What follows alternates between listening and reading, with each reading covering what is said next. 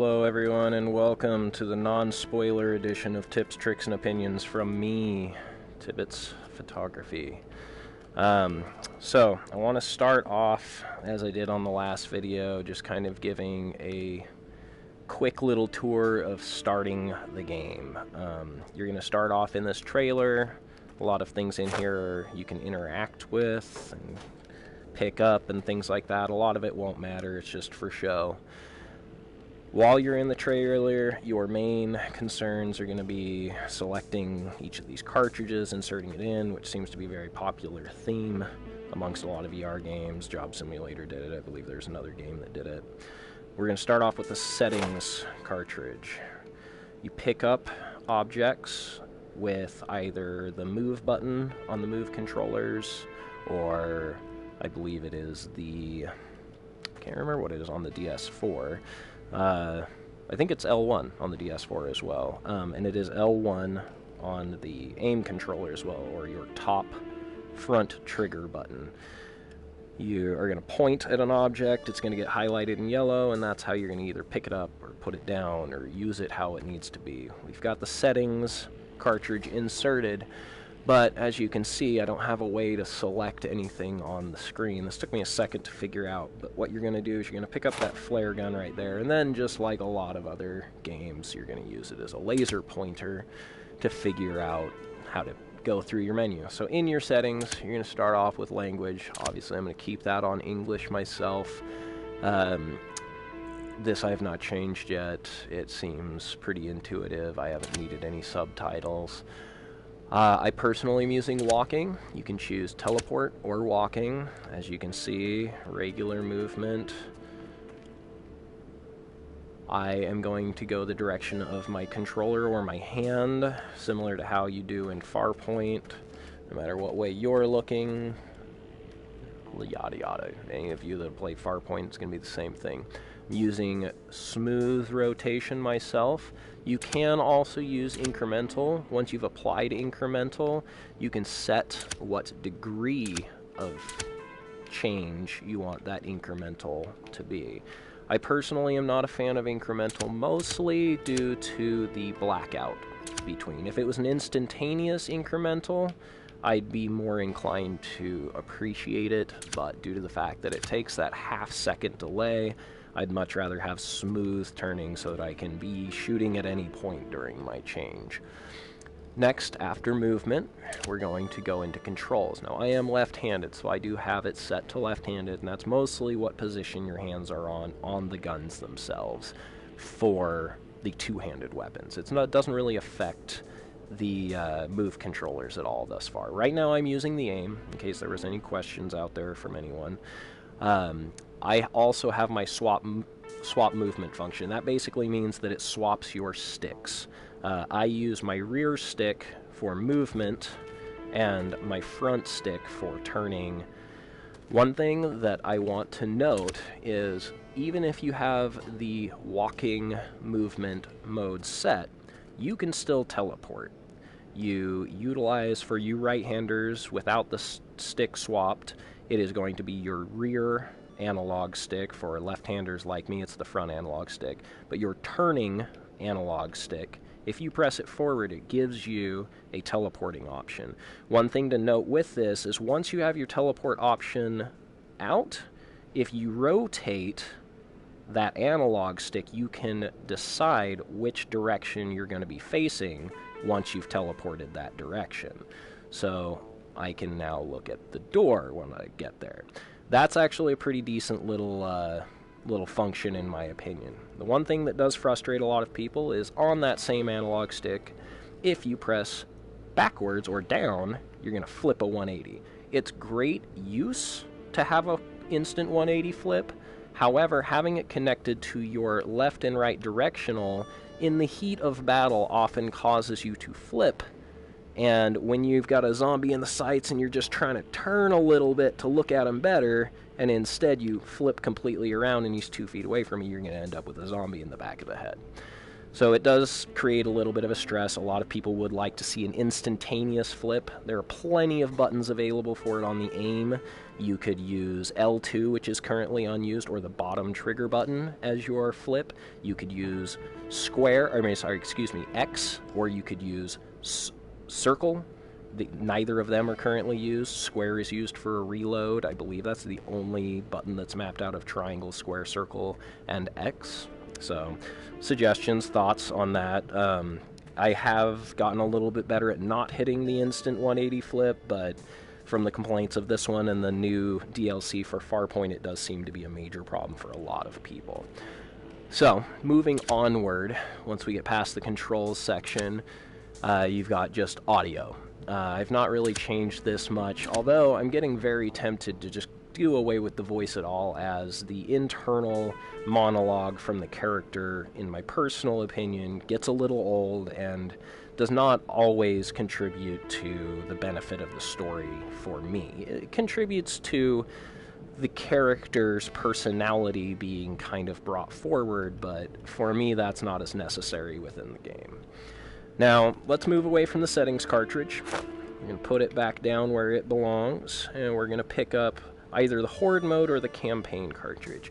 Now, I'm going to start with the Horde mode cartridge. Now, you can go multiplayer, you can go single player. Again, once you pick something up, you got to pick this thing up again to be able to point at things. Now, the one thing that I'm finding with this is that it is only one-handed weapons. They do not have a two-handed weapons mode in Horde mode that I can find as of yet.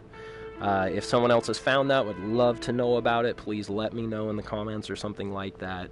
But at the moment, I have yet to find a two-handed weapons mode in Horde mode. So therefore, I've only played it like once and not enjoyed it very much with the aim controller, due to the fact that you're basically using a singular pistol that doesn't aim very well because it doesn't feel right in two hands because you're not actually holding it anywhere. We're going to move away from the Horde mode disc at the moment, or cartridge at the moment. We're going to put it back. We're going to pick up our campaign cartridge. Now, this is where a lot of people are getting confused. I'm going to select one player, but up here on the top mode, I'm not sure if it automatically does this, but I think it comes up just on this section right here when you first open the game. This is not two-handed weapons, so if you select this with the aim controller, what you are going to get is pistols. You're going to get the same weapons that you would get with the move controllers. It is much more difficult to utilize the pistols only having one hand available. I've played a little bit of it with the aim controller. I've played a little bit of it with the move controller. We will start with the move controllers in just a moment once I've showcased the aim just a little bit in the very beginning of the game. But if you want to use the aim to its fullest extent and be able to feel like you're getting through it, through the story mode, actually using the aim controller, you're going to move this from story over to two-handed mode. As you'll see, you lose your ability to have a difficulty setting available.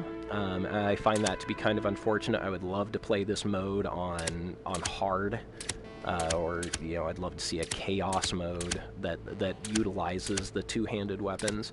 Now, as you select over here, get your two-handed weapons, there is another mode called Apocalyptic. I've played this once. It's kind of fun.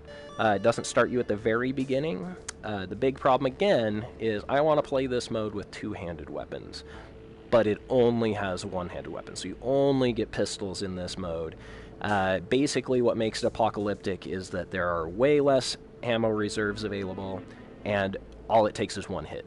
One hit and you're dead. One hit and you are a zombie. So it's a very, very tough but very enjoyable, challenging mode that I haven't gotten very far in. I do wish that they had this available in the two-handed mode. What I would like to see is in this a secondary mode that allows you to choose difficulty, including the Apocalyptic difficulty.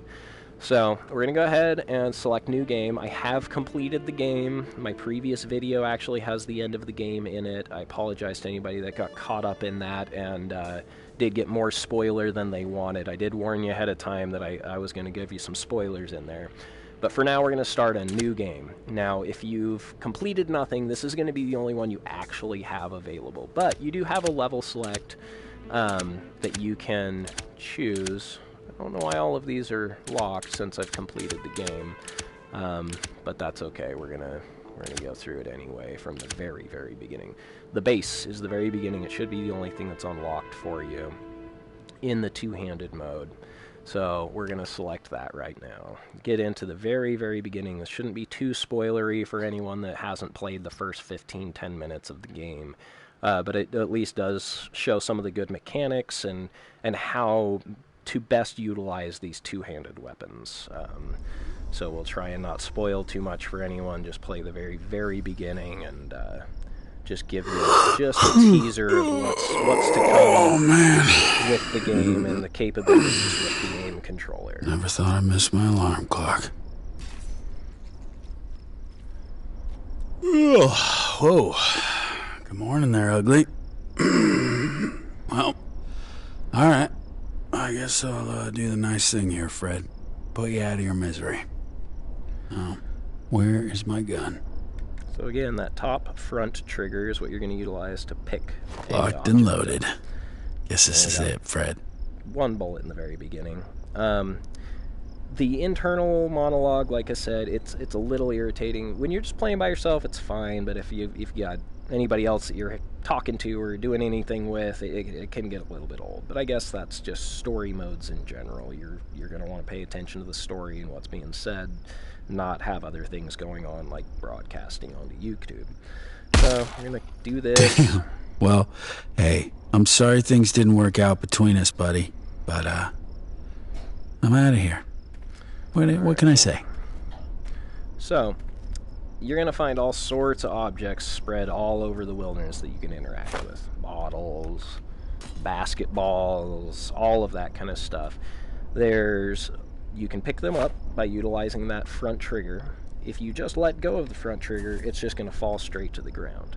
If you hold that front trigger down and then pull your rear trigger or R2 button, then it's going to enable this to be thrown at an arc. As soon as you release L1, it will go in the trajectory in which you have the aim controller pointed.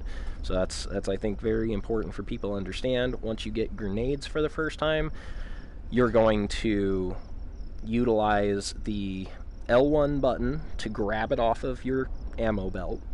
Then you're going to have to pull the trigger button, the R2 button, to pull the pin, and then pull the R2 button again in order to allow an arc for you to be able to throw it. If you do not, that grenade will just drop at your feet, pin pulled, and kill you. Don't do that to yourself. One of the few things that you do actually get to interact with is masks. Now, when you pick it up, it goes to your rear hand, and you can place it upon your face, let go, and now you're wearing it. I've yet to find any reflective surfaces in order to actually see the masks on myself, but I imagine when you're playing multiplayer, your co-op partners will be able to see. Oh, shit. Damn, Freddy. Got you good, didn't I? Oh, well. Gotta get going, buddy. Start the day. Hey, break a leg, ugly. All right. So we're going to move forward. Now, there is a run option. Otherwise, you're just going to move at this speed. Ooh, it is my to ammo click belt. the front analog stick. No matter if you have your stick swapped or not. I'm on a strict diet these days, you know. Lots of walking and canned foods. Again, with the voice constantly in your ear, it gets just the taddest bit old. Anyway, so what I was saying is the front analog stick, whether you have the stick swapped or not, is going to be your ability to run. So you click that, and that's how you're going to run. You can click it on and off, and it will, all you got to do is press it down once. You don't got to hold it down. So we're going to pick up our ammo belt. This thing's pretty, you can get it in the very beginning, but it's pretty much a vital necessity. Ooh, still got some ammunition left, too. Showing Let's stock you down this baby here up. How many bullets you got. I believe the black cartridge that I have a 0 above, the one second to the right there, I believe is pistol ammo. You're never going to pick that up with the two-handed weapons, and just the exact opposite with one-handed weapons. You're never going to pick up any rifle ammo with your while you're playing that. So we're going to eject the empty magazine with our square. Yeah, alright. Time for some target practice. And then that guy disappears. Now, if I eject a full magazine, it stays on the ground full, and you lose all of those bullets unless you pick it back up. As you see that jump right back into my thing. And that's how you'll that's what you need to do if you end up reloading your weapon before it is completely empty. Now, a lot of people are complaining about the ADS on this, or the ability to aim actually through the sights. There are some stability issues, a little bit more that I've experienced with Dick Wild or with Farpoint with the aim controller.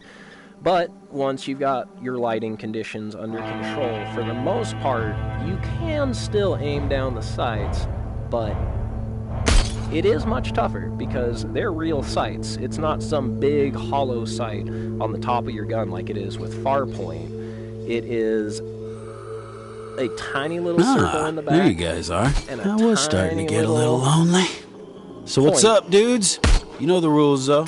Don't get too close. Hey, so headshots don't are get completely too doable. Guys, what did I just say? Have to know don't get too close. What you're using. Now, as you guys can see, because I'm left-handed and using my left eye, you're actually not seeing where I'm aiming down the sights. But I'll use my right eye so you can see it, because it only records through your right peripheral for whatever reason when you're recording. That is aiming through the sights, and it's a little shaky. Oops, out of bullets. But as a lot of people have said, if you're doing hip fire, it's actually not too bad. You can happy get now? a good feel of where that didn't have to go down like even this, if you know. miss You your could have first sat shot. down, had a nice cup of coffee, talked it through, but no. Well, I guess we're done here. Let's head out to that bridge I saw downstream yesterday. Just gonna get through the next few minutes. Before we go to the next section, I'm going to go over a couple of the little things again that I want to make note of and have my opinion on. One thing that when you're on the aim controller, you don't have a wristwatch on your hand. When you are using the move controllers, which we'll go into shortly after this, you have a wristwatch on, I believe it'll be your dominant hand. If you're on left-handed mode, it'll probably be on your left hand.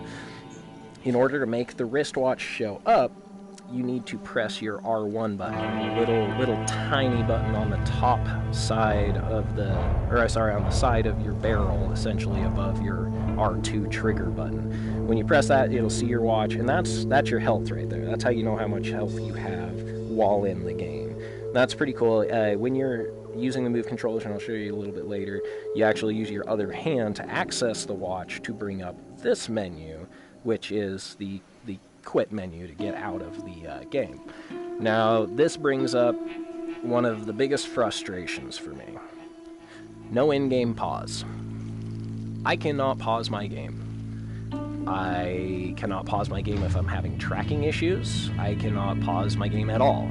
You can't either. No one can. And that's very frustrating. In my opinion, especially with VR, with the chance of getting motion sick, with the chance of having tracking issues, with the chance of anything happening where you've got to pull that helmet off for a moment, you need the ability to stop gameplay, especially in high heat battle situations. I don't always have 10 minutes to finish a round before I've got to get out of the headset to do something that is an immediate emergency. Mind you, maybe most people don't play VR if they've got other things they've got to attend to, but I'm playing VR every moment I get a second, so sometimes I do so and still have things I've got to attend to. A pause button would really help me in those situations. That's just a personal pet peeve. I know not everyone wants a pause button, but no pause at all is really irritating. I mean, I know that there are certain YouTube video experts that complain about music still playing while being paused. Well, imagine not being able to pause at all there, sir. That would really be irritating. So that's one of my big pet peeves. Again, is the 180 flipping that you can accidentally do. That's another big pet peeve I have. Again, stability's not too bad. Yes, it's a little shaky, but a little shaky. I mean, I really think that if you're using the two-handed weapons particularly, and you're being pretty tight about your holding, you can really get some decent headshots, even at a decent distance. And I say as I'm missing every single one.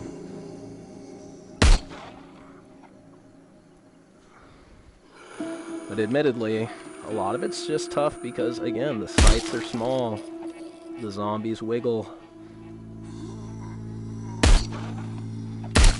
Admittedly, if we had perfect tracking, maybe that would not be as big of a factor and we'd be able to fine-tune those small things, so. But again, even without... See, that was me not even aiming down the sights. That's just me feeling my shot out.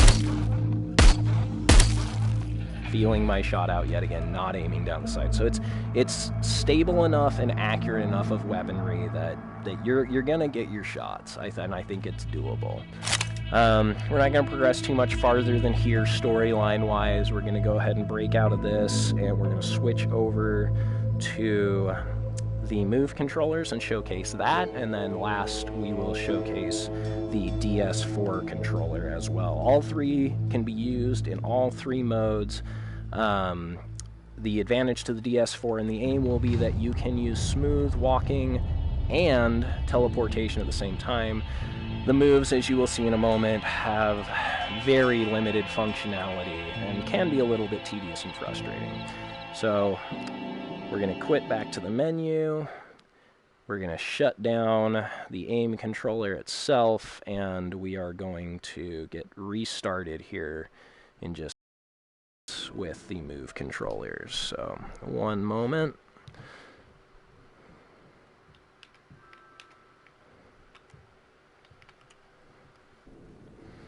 All right, we are back. Let's get those Move controllers.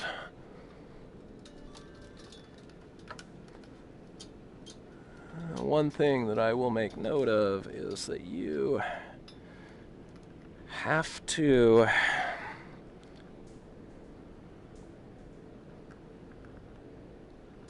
do this in menu. If you try and select or turn your Move controllers or your DS4 or your aim on mid-game, you are going to end up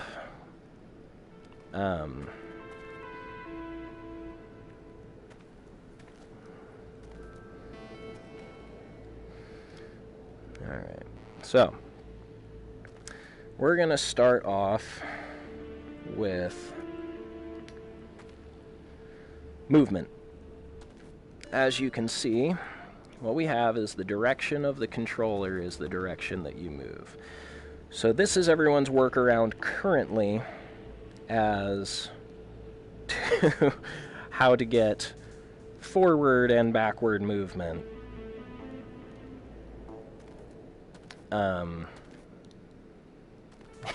With the Move controllers. I'd really love to see the Windlands Move controller scheme put into these. I really would. It really would be a much more functional thing. So at the moment, X on either controller moves you in the direction of the controller. So I press an X with this controller forward, I press it this way, you press it this way, which it kind of understands. We need a backwards button, guys. We need a backwards button and we need a strafing button. They're currently using the Move button to pick things up, which I get. That's cool, and that way you can pick it up and throw it and things like that. But could we not maybe use the triangle button to pick things up? And then I can use my Move button for forward movement, my square button for backwards. I can use my X button for left strafe, and I can use my circle button for right strafe, all on my left controller here. And then this controller here, we could put left turn on our square and right turn, or sorry, on our X, and then right turn on our circle. Then we could place reload on square and then, or you know what? Yeah, there's all sorts of ways. There's so many ways, but at the current moment, the way it is, I'm not a huge fan. Either way, let's go ahead and try and get into it. But we'll try. It's not the most functional way to move around. I'm gonna actually try and use the teleport because I've only tried it once. I did not get through it very well, but maybe it'll be a little easier. Let's try it. We're gonna. So now we're gonna teleport with this button. Doesn't seem to be a way to change what direction while teleporting, like the analog sticks option in with the aim controller.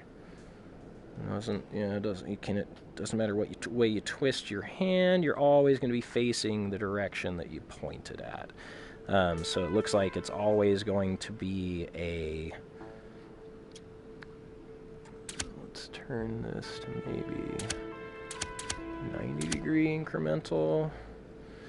So this is the most functional way I can see using this controller scheme. 90-degree turns, using your body to do most of the turning, and then teleporting the places you need to go. It's a difficult control scheme in the way it's currently set up. You guys will have to figure out your own way that works best for you. But for now, I mean, we'll go ahead and just end state, so X on either controller will teleport you or move you forward depending on what setup you have, and then triangle will turn you right on either controller again. The redundancy is really unnecessary, especially with a lack of strafing. There's plenty of ways that this could be done. We're going to go ahead and, like I said, we're just going to use what we've got. We're going to put this guy together. Now again, where you're gaining here is your ability to movement again. It's just so broken. You're gaining the ability to have both of your hands and be tactile in the way that you really want to be. Let's face it. This is the way that we want to play our games, but we want to have our analog sticks, and this is why we all have been asking and will be asking forever of Sony to please just produce us some new Move controllers. I know nobody wants to spend more money. Nobody wants to buy another set of controllers, but I also would love to see some actual form and function. Oh, man. Should have turned the voice off. Never thought I missed my alarm. Whoa. Good morning there, ugly. Well, alright. I guess I'll do the nice thing here, Fred. Put you out of your misery. Oh, we're locked and loaded. Yes, damn. Well, hey, I'm sorry things didn't work out between us, buddy. But, I'm out of here. What can I say? Okay. So again, where you're gaining is this oh, I'm already wearing it. Okay. This tactile ability where you're suddenly able to just grab at anything that you want, just like you normally pretty much would. But oh shit! Damn, Freddy. Not my favorite.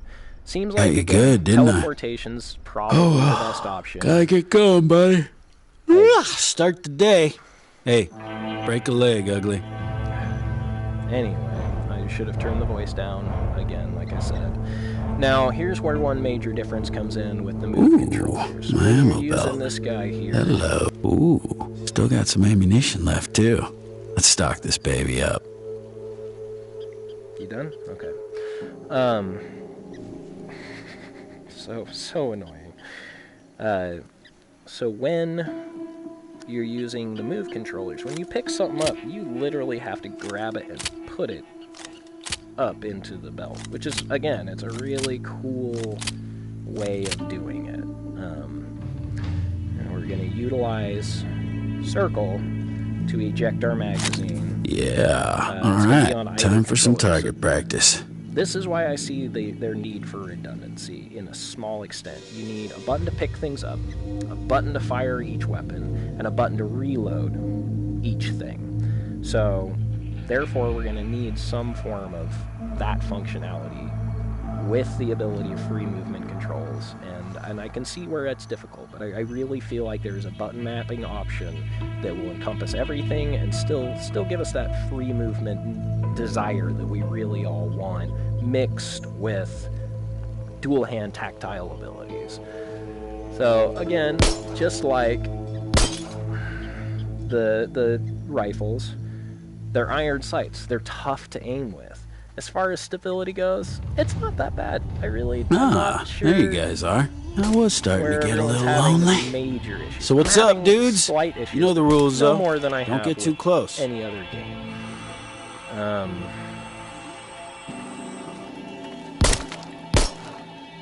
Especially if you're actually looking at your stats. Hey, don't get too close. Guys, what did I just say? Don't get too close.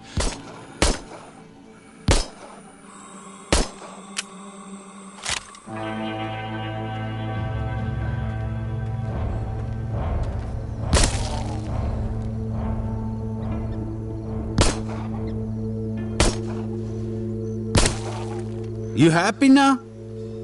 Didn't have to go down like this, you know. You could have sat down, had a nice cup of coffee, talked it through, but no. Well, I guess we're done here. Let's head out to that bridge I saw downstream yesterday.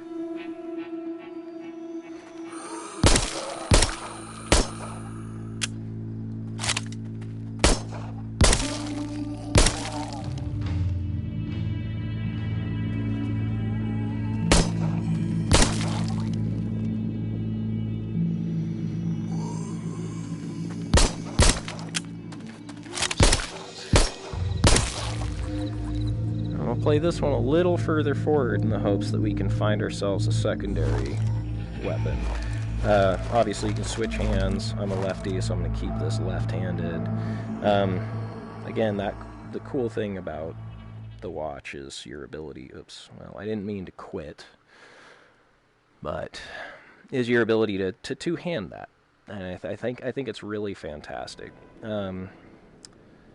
Maybe instead we will try some horde mode with the moves while we've got them out,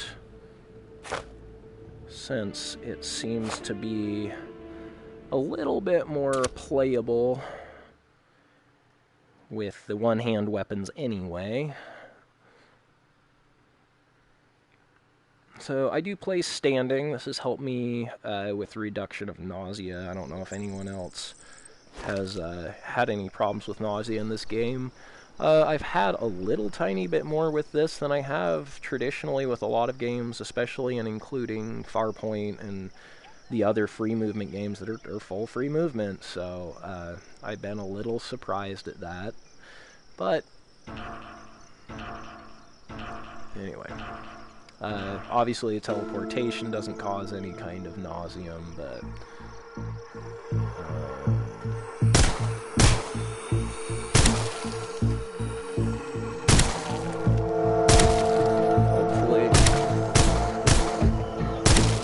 secondary weapon here, because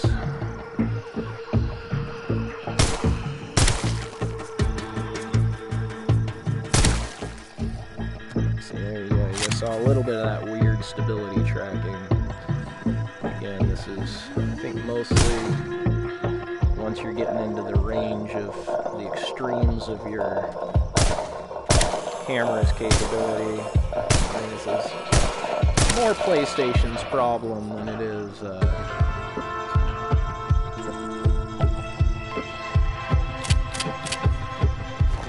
Arizona's problem, if you will.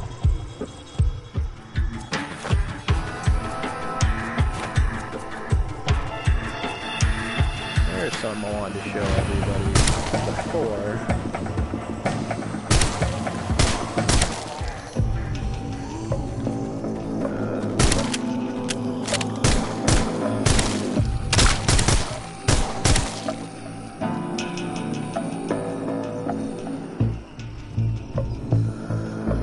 So, grab this.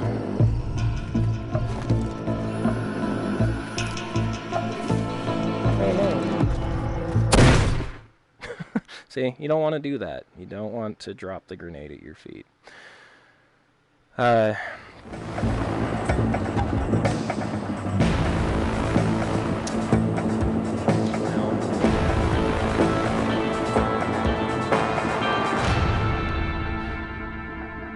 That's the Horde mode. Obviously, that can be played with up to 4 different people, and you're going to have a lot of fun with lots of different people and everybody with just different controller setups and different things like that. It's enjoyable. I imagine there's going to be a lot more enjoyment coming out of some multiplayer gameplay with those. So what we're going to do is we're going to go ahead and switch off our Move controllers and go over to the DS4 so everybody can see that. And we'll pretty much be done after that point. Thanks again, everybody who's watching, anybody who is. I'm going to cut off for just a second while I shut everything down.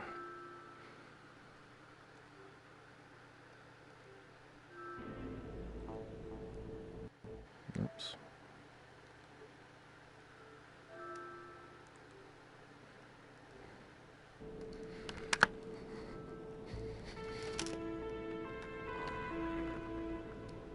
Alright, everyone, and